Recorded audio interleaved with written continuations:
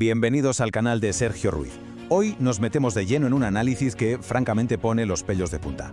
Vamos a retroceder a ese periodo entre 1945 y finales del siglo XX, una época en la que la humanidad hizo algo que hoy nos parecería una auténtica locura: convertir nuestro propio planeta en una especie de inmenso laboratorio de pruebas a escala industrial. O sea, hablamos de una era entera definida por explosiones nucleares masivas. En este recorrido vamos a desglosar los datos y entender cómo la Tierra no fue un simple escenario, sino el soporte físico directo de una carrera armamentística sin precedentes. Así que vamos a ello, porque las cifras iniciales hablan por sí solas. 2056. Fijaos bien en este número, 2056. No es una prueba aislada, no son 10 ni 100. Según los registros más rigurosos de la Arms Control Association, esa es la asombrosa cantidad de ensayos nucleares que el mundo acumuló desde aquella primera detonación en el 45. Es una cifra brutal, gigante, y desde luego no es solo una estadística fría, es literalmente una radiografía moral del siglo XX.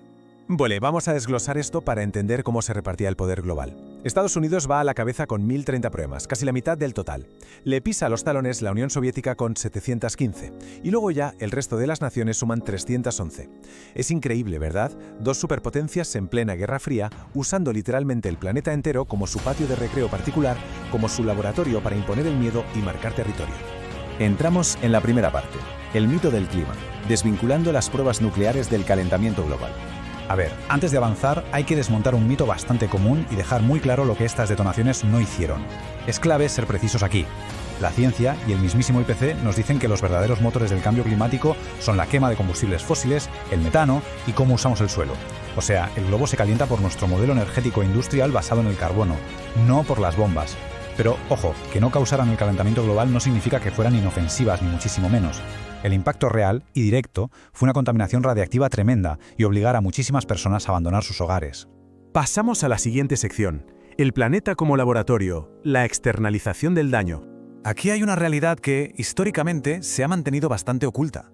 Las pruebas nunca, pero nunca, se hacían cerca de las capitales importantes. Funcionaba bajo una regla implacable: el centro decidía, la periferia absorbía. Pensad un momento, es de una injusticia tremenda. Fue una decisión fría y calculada para externalizar el daño hacia comunidades marginadas. Hablamos de desiertos remotos en Nevada, frágiles atolones en el Pacífico, zonas de Kazajistán o de Argelia, a miles de kilómetros de los despachos de los políticos. Fueron esas poblaciones periféricas, que no tenían ni voz ni voto internacionalmente, las que se tragaron todo el impacto de una guerra de poder que ni les iba ni les venía. Y el mecanismo principal de ese daño tiene un nombre que seguro suena: el famoso fallout o lluvia radiactiva. Básicamente es cuando las partículas letales de la explosión suben y, por puro capricho del viento, terminan cayendo sobre ecosistemas, cultivos y personas. Si miramos los datos de Al Jazeera y la Arms Control Association, 507 de esas pruebas fueron atmosféricas. Y esto es fundamental, porque las nubes radiactivas, como es lógico, les dan exactamente igual las fronteras administrativas que pintan los gobiernos en los mapas. Vamos con la tercera parte: la verdadera herida ecológica, el peaje sanitario y ambiental silenciado. Si rascamos un poco más allá de la icónica foto del hongo atómico, nos encontramos con un daño ambiental brutal, con muchísimas capas. No estamos hablando solo del lugar exacto de la detonación. Estamos hablando de suelos envenenados, de suministros de agua completamente arruinados, de toneladas de residuos radioactivos que nadie supo cómo gestionar y, por supuesto, de poblaciones forzadas a irse para que esos lugares se convirtieran en desiertos hipermilitarizados.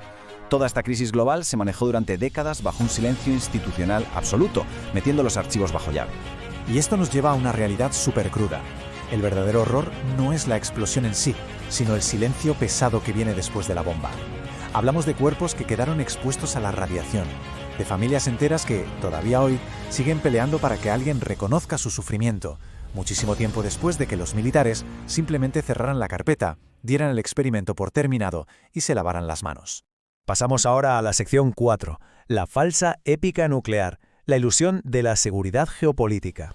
Bueno, llegados a este punto, cabe preguntarse: ¿cómo se llegó a normalizar todo esto? Pues hay que mirar qué nos vendían durante la Guerra Fría.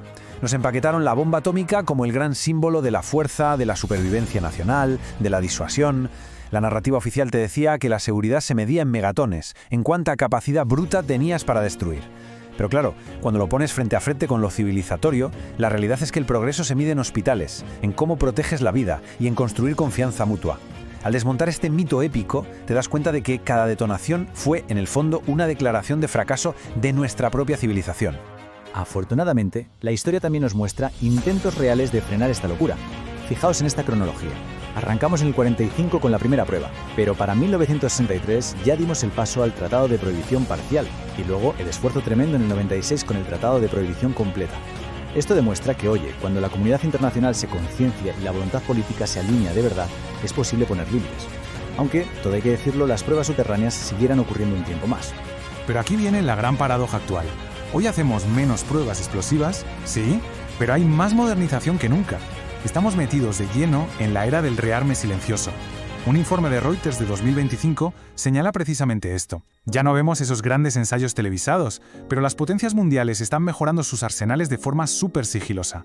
Y para colmo, los grandes tratados están en un momento crítico, con países que no los ratifican o que directamente se retiran de manera oficial. Entramos en la última parte. Una advertencia para el futuro. Cuando el progreso tecnológico se divorcia de la ética, Es que la era nuclear no es una simple página rancia en un libro de historia militar. Funciona como un espejo clarísimo de las revoluciones tecnológicas que estamos viviendo hoy en día. Fijaos en el paralelismo. La gran lección del siglo XX fueron las armas nucleares. El desafío existencial del siglo XXI es la inteligencia artificial. Vale, por supuesto no son la misma tecnología, pero el dilema ético de fondo es exactamente el mismo. ¿Qué ocurre cuando el ser humano consigue un poder tecnológico inmenso que avanza muchísimo más rápido que nuestra propia madurez moral para gestionarlo? Y esto lo resume a la perfección esta frase. Una civilización puede ser técnicamente brillante y moralmente adolescente. Ahí está el núcleo de todo. El problema principal nunca es la tecnología. La ciencia, por su propia naturaleza, avanza y abre puertas. El peligro real somos nosotros, la humanidad que cruza esas puertas basando sus decisiones en el miedo, en querer aplastar al competidor y en una actitud de constante colonialismo tecnológico. En conclusión, mirar atrás y recordar esos 2056 ensayos no es para que nos pongamos a alimentar teorías catastróficas del fin del mundo. Todo lo contrario, es un impulso para exigir 3 cosas innegociables: memoria activa, una transparencia total y, sobre todo, responsabilidad directa a quienes hoy manejan el poder. Porque si hay algo 100% seguro, es que nuestro planeta no olvida las heridas que se le hacen, por mucho que se intenten tapar. Y nos quedamos con esta pregunta flotando en el aire, que da para pensar un buen rato. ¿Cuántas veces más va a convertir la humanidad su inteligencia en una amenaza contra sí misma?